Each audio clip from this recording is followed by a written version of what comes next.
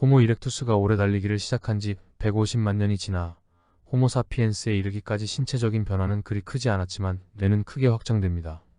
이번 진화 11번째 동영상은 어떤 유전적인 변이가 뇌를 크게 했느냐를 알아볼 것입니다. 이는 사람을 사람답게 만든 소위 인간의 두뇌 혁명을 이끈 유전자를 찾는 것입니다. 이를 위해 기준이 되는 침팬지 유전체 정보가 필요합니다. 2000년 들어 사람의 유전체 전부가 밝혀집니다. 많은 분자 생물학자, 세포 생물학자들이 인간 유전체의 정체를 파악하고자 골몰하고 있는 가운데 일부 인류 유전학자 그룹은 침팬지의 염기 서열을 읽으려고 경쟁했습니다. 왜? 우리와 같은 조상을 둔 침팬지에는 없는 우리의 특별한 어떤 것이 있을 거며 그것을 확인하고 싶어 했기 때문입니다. 2005년 다국적 침팬지 유전체 분석 컨소시엄 그리고 같이 경쟁했던 독일 막스 프랑크 연구소는 침팬지 유전체를 해독합니다. 사람의 유전체와 나란히 배열하여 비교해보니 두 유전체 사이 단일 염기 치환 변이는 겨우 1.23%였습니다. 아니 이렇게나 같아? 짐작은 하고 있었지만 의미 있는 유전자는 거의 다를 바 없다는 겁니다. 의미를 잘 모르는 소위 정크 DNA로 치부했던 영역에서는 조금 더 차이가 있었습니다. 그리고 결손, 중복, 뒤섞여 있는 부분을 고려하면 4%까지 차이가 있기에 침팬지와 사람의 유전체는 96%가 같았습니다. 사람과 침팬지 유전체 비교 분석 결과 단백질을 암호화하는 유전자에 있어서 3분의 1은 동일했으며 나머지는 평균 아미노산 2개 정도만 달랐습니다. 더욱 이러한 치환 돌연변이 대부분은 중립적인 것이었습니다. 뇌 발달이나 뇌 활성과 관련된 변이가 있을 거라고 생각했지만 기존 알려진 언어 관련 FOXP2 유전자와 소두 중에 연루된 ASPM 유전자 이외의 색다른 변이 유전자를 찾을 수 없었습니다. 곧이어 발표된 논문은 사람으로 진화하는 과정에서 양성 선택된 유전자들을 제시하였는데 그 중에는 몇몇 전사 조절인자, 정자 생산, 감각 전달과 면역 방어에 관련된 것들이었습니다. 침팬지 유전체를 밝힘으로써 사람을 사람답게 만드는 뇌발달 관련 유전자를 찾아낼 수 있을 것이라고 기대했던 과학자들에게는 실망감을 안겨주었습니다. 사실 단일 염기 1.23% 차이는 사람 유전체 30억 염기쌍 중 3,500만 염기쌍에 해당합니다. 이들이 단백질 비암호화 지역에 몰려있게 되면 특정 유전자의 발현량, 발현시간, 발현 위치에 변화를 줄 수 있습니다. 따라서 두 종 간의 뇌활성 차이가 여기서 비롯될 수 있기에 단백질 비암호화 지역에서 사피엔스로 진화하는 과정에서 특별히 양성 선택된 단일 염기 변이가 몰려있는 지역을 찾는 작업이 시작됩니다. 과학자들은 막대한 유전체 정보를 분석하여 척추 동물에서부터 침팬지까지는 별로 달라지지 않다가 사람으로 진화하는 과정에서 갑자기 달라지는 소위 인간화 가속 영역을 찾아냅니다. 휴먼 액셀러레이티드 리전, 약자로 HAR이라 합니다. 지금까지 과학자들은 2700개가 넘는 HAR을 알아냈으며 뇌활성과 관련하여 인간화 과정에서 진정으로 양성 선택된 것들을 정리하고 있습니다. 그리고 대부분의 사피엔스 HAR은 네안데르탈인 유전체에서도 발견됩니다. 이는 뇌가 커지는 과정에서 양성 선택된 것임을 강력히 제시합니다. 양성 선택된 HAR 중 HAR1은 새로운 비암호화 RNA 유전자의 일부로 배아 발달 초기의 심피질 구조 형성에 관여합니다. 그 비암호화 RNA는 HAR1 덕분에 인간 특이적인 6개의 층의 심피질을 형성에 도움을 줄 수 있습니다. 한편 HARE5는 전사 조절 인핸서로 뇌줄기세포의 분열 횟수를 증가시킵니다. 이는 윈트 신호계의 수용체 FGT8의 발현을 증가시켜 배아 발달 초기에 뇌줄기세포의 세포 주기를 빨리 돌게 합니다. 결과로 대뇌 심피질이 커지는 거죠. HAR은 지금도 진화하고 있습니다. 특정 HAR 클러스터의 반복수 변이가 자폐 어린이 5%에서 발견되고 있습니다. CUX1 유전자의 HAR의 증폭이 한 예입니다. 이 경우 CUX1의 양이 증가되어 배아 발달 초기에는 시냅스 형성이 더 잘 되지만 이후 시냅스 쳐내기가 제대로 일어나지 않아 뇌신경망이 근거리에 밀집하게 됩니다. 결과로 원거리 신경망 형성이 덜 되기 때문에 자폐로 나타나는 거죠. 사피엔스로 진화하는 과정에서 HAR은 뇌의 확장에 일정 역할을 했지만 이후에 일어나는 HAR의 변이는 우리의 사회적 소통과 인지 능력에 영향을 주는 것 같습니다. 사람을 사람답게 만든 유전자 또는 유전적 변이를 찾을 수 있는 또 다른 방법은 배아 발생 시 특히 초기의 인간의 뇌에서만 발현되는 유전자를 찾아내는 것입니다. 여기 그림은 인간 특이적인 뇌성장을 매개하는 유전자를 찾기 위해 전략적으로 고려해야 할 부분을 알려줍니다. 우선 정확한 뇌줄기 세포 선정이 중요합니다. 여기 박스 안에 나타낸 줄기세포 중 ARG나 BRG는 세포 분열을 보다 왕성하게 하기 때문에 심피질 확장에 크게 기여합니다. 따라서 ARG 세포와 BRG 세포를 인간 초기 배아에서 분리하여 어떤 유전자가 발현되는지를 조사합니다. 그 유전자는 생쥐는 물론 침팬지에서도 발현되지 않거나 없어야 합니다.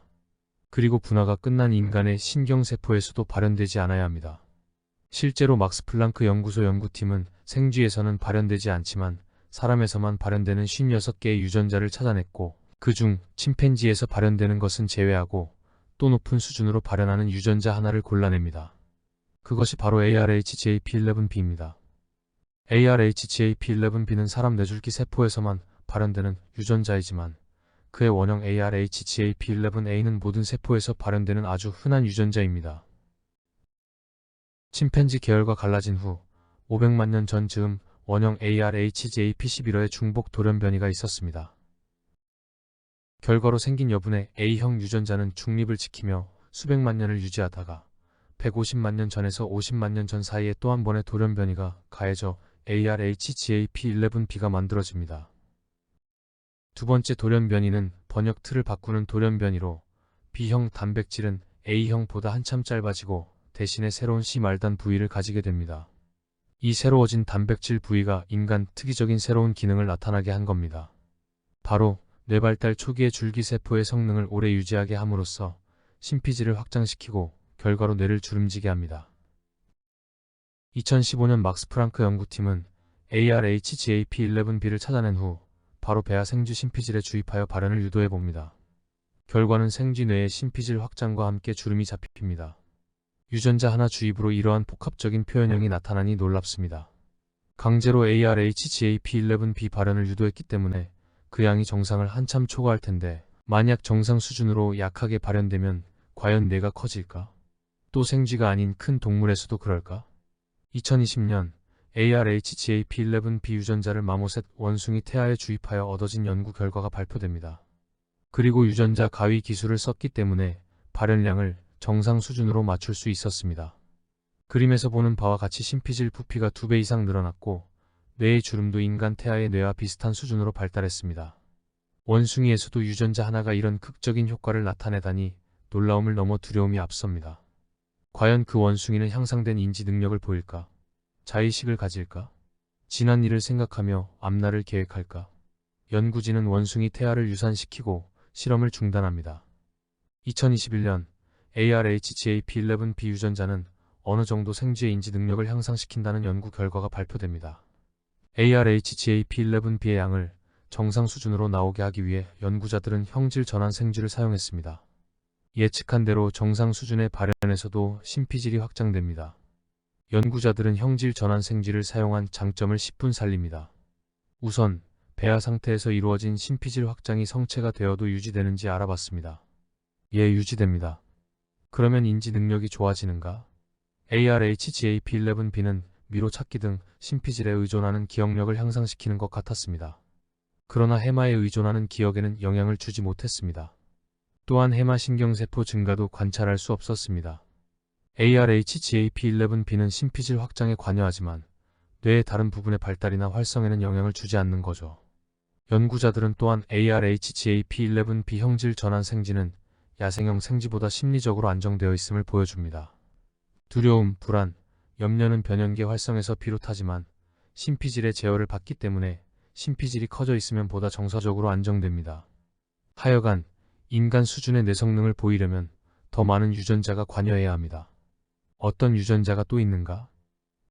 인간 특이적인 심피질 형성 유전자를 선별하는 과정에서 중복 돌연변이 유전자 노치2NL이 발견됩니다. 이 유전자의 원형은 줄기세포 분화에 관여하는 것으로 잘 알려진 노치2 유전자인데 그의 진화 이력은 흥미롭습니다. 900만 년 전 고릴라 계열에서 첫 번째 노치2 유전자 중복이 불구 상태로 일어납니다.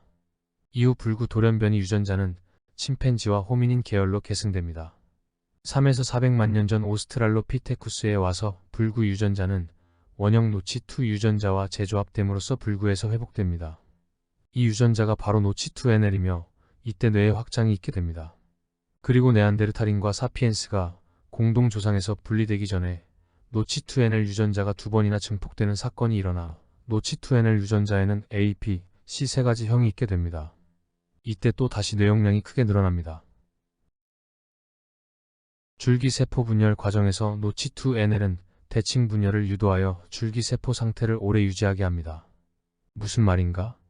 일반적으로 심피질 발달 과정에서 레디얼, 글리아 줄기세포는 비대칭적으로 세포 분열이 일어나 하나는 줄기세포 상태를 유지하지만 다른 하나는 줄기세포 능력을 잃어버리고 신경세포로 분화합니다.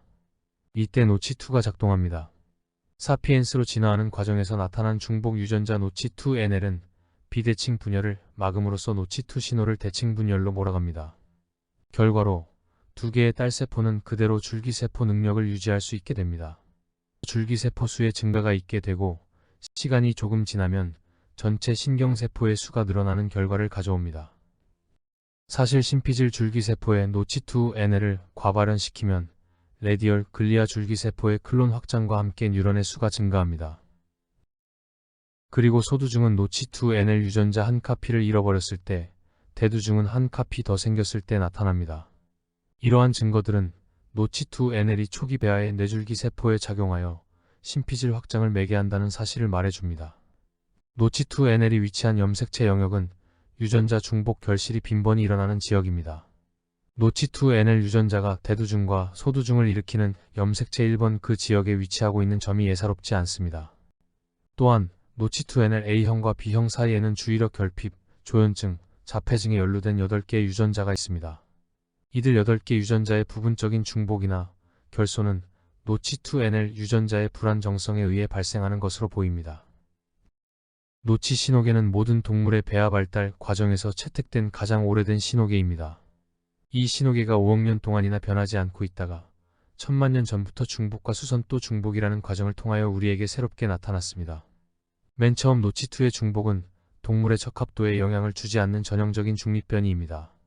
그러나 진화는 이러한 원재료를 내버려 두지 않고 수선하여 부활시킵니다. 수선은 어느 때나 일어나는 우연으로 사피엔스에게는 행운이었습니다. 이어진 두 번의 중복 사건으로 우리가 여기까지 온 것이죠. 사피엔스는 노치2NL의 증복 때문에 뇌가 한참 커지는 이득을 보았지만 중복 영역 사이의 유전적인 불안정성 때문에 여러 정신질환에 시달리는 손해를 감수해야 했습니다. HAR도 마찬가지입니다. 척추동물에서 근근히 보존되어 있던 영역이 갑자기 호미닌 계열에서 달라지고 또 양성 선택됩니다. 선택의 대가 역시 정신질환으로 다가옵니다. 사피엔스 진화 과정에서 어떤 유전자가 고정되면서 인간화가 이루어졌을까? 이 질문이 이번 동영상의 핵심이었습니다.